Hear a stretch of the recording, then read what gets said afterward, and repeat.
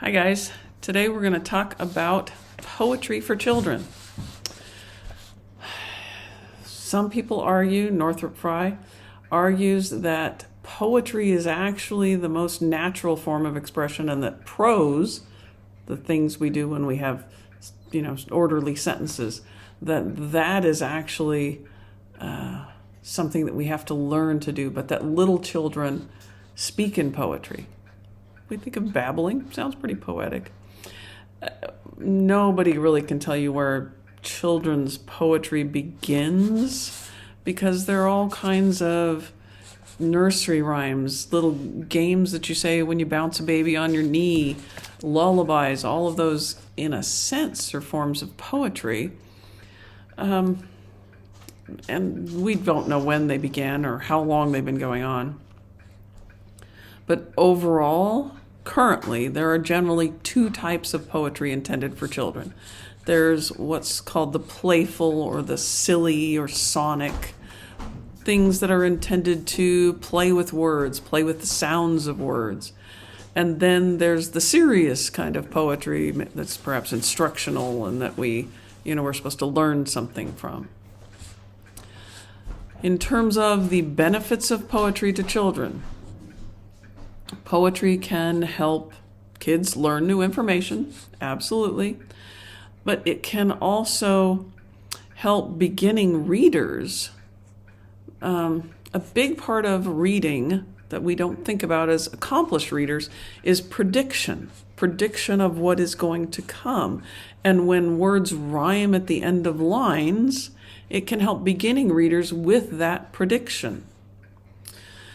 It can improve verbal skills. The things we think of as tongue twisters can actually help kids pronounce words more clearly. The playing with language can be kind of a fun way to improve their own verbalization. And it can just make language fun, encourage kids to play with words. And all this leads up to that writing poetry is a form of creativity that basically doesn't cost anything. We can write poems at little to no cost. So no matter what kind of boundaries we're up against in terms of expenses in our classrooms, writing poetry is a pretty natural thing. But what I would like to encourage, I think the reason that so many people say they don't like poetry is that they've been taught poetry. They've been taught that this is how you do it, and these are the names for the different things. There's a quatrain, and there's a singtrain, and there's whatever. I don't even actually know those. I shouldn't admit that, should I? What I would like to encourage is that when you go into your classrooms, you don't so much teach poetry as you just use it as a part of a curriculum. Whatever you're talking about, I would like to throw out that I think there's a poem that can fit into that curriculum. I'm going to read you some examples that I know that teachers have used in classes when they were teaching about different subjects. So take this one. It's called The Ostrich. The ostrich roams the great Sahara. Its mouth is wide, its neck is narrow. It has such long and lofty legs, I'm glad it sits to lay its eggs. Sounds pretty silly, kind of simple. Kids like silly. But here's the thing. The teacher who I know who used this, I can't remember actually if it was like a third or fourth grade class. He was doing the geography of Africa. They were studying Africa overall as a continent, and he was talking about the geography. And part of what geography is learning the names of different places, parts of the world, but also what kind of creatures live there, what's produced there, all those sorts of things. You'll notice in the first line of this poem, the ostrich roams the great Sahara. This is a true fact. Ostriches live in the Sahara Desert, which is at the northern part of Africa. So this little poem was just one part of that really serious curriculum. And the kids enjoyed it. Here's another one. We know there's two kinds of camels. Do you know the names of the two kinds of camels? I couldn't come up with them off the top of my head, but another teacher that I know loves this poem. Let's read it. How to Tell a Camel. The dromedary has one hump, the Bactrian has two. It's easy to forget this rule, so here is what to do. Roll the first initial over on its flat behind. The Bactrian is different from the dromedary kind. Just happens that, B's have two humps, D's have one. Gives kids a fun way to remember the kinds of camels. Again, it's could be part of a lesson on different kinds of animals, could be part of a lesson that you do before a visit to the zoo, say. Or you could use it if you're studying a part of the world where there are camels. If you're studying animals, here's another one. Dressing like a snake. A snake changes its clothes only twice a year. Beginning with its nose, peeling down to its toes, new clothes suddenly appear. Wouldn't it be nice to dress only twice instead of each day of the year?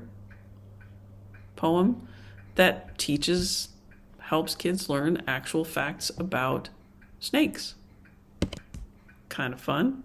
How about, here's one that a couple different teachers that I know have used. It's called The Breed You Need. If the dog you want has a pedigree, then the dog you want simply won't be me. My crisscrossed bloodlines could derail a train, so the Kennel Club treats me with disdain. Are you someone who loves a mystery? Consider the clues, unlatch my history. I've the best of this and the best of that, and pedigree soon will be so old hat. If you want a dog with a heart that's true, then I am the dog who is meant for you. The breed you need is spelled M-U-T-T. I'm a marvelous mutt, so please choose me. I know a teacher who uses this one in her high school biology class when they're talking about genetics. You can see how it could certainly work in there. I'm not going to go ahead and read this one. You can go through and read it yourself. Again, if you wanted to study, or if you were studying this particular animal, or if you were working up to a visit to the zoo, this is a poem that describes the frilled lizard in pretty good detail. Here's another one that I know a couple different teachers who've used. Let's just go ahead and read it together. When all the world's asleep. Where do insects go at night when all the world's asleep? Where do bugs and butterflies and caterpillars creep? Turtles sleep inside their shells, the robin has her nest. Rabbits and the old sly fox have holes where they can rest. Bears can crawl inside a cave, the lion has his den. Cows can sleep inside the barn, and pigs can use their pen. But where do bugs and butterflies and caterpillars creep when everything is dark outside and all the world's asleep? I know two different teachers who have used this in their class, and it kind of cracks me up because one of them is, I forget if he's first or second grade. Really little kids. He's using it just to teach the different names of animals and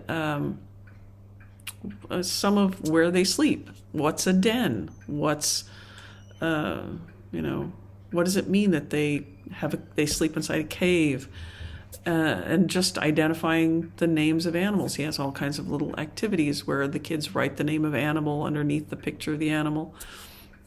That's one use of it. On the other end, I know a junior high science teacher who has used this poem when she's talking about sleep. And in particular, she will challenge her students then to try to answer this question. Do insects actually sleep at all? And then they write short papers about what they find. It's a way to get kids interested in something. Poetry can be a way to help kids cue in. Different kids will latch into information in different ways. It's a way to bring variety to your teaching. So I've given you some examples here with some really quickly sketched activities. For your extra credit here, you will read a poem and go into a bit more detail about a potential activity or part of a larger lesson that the poem could be part of. And that was a bad sentence, but you know what I mean.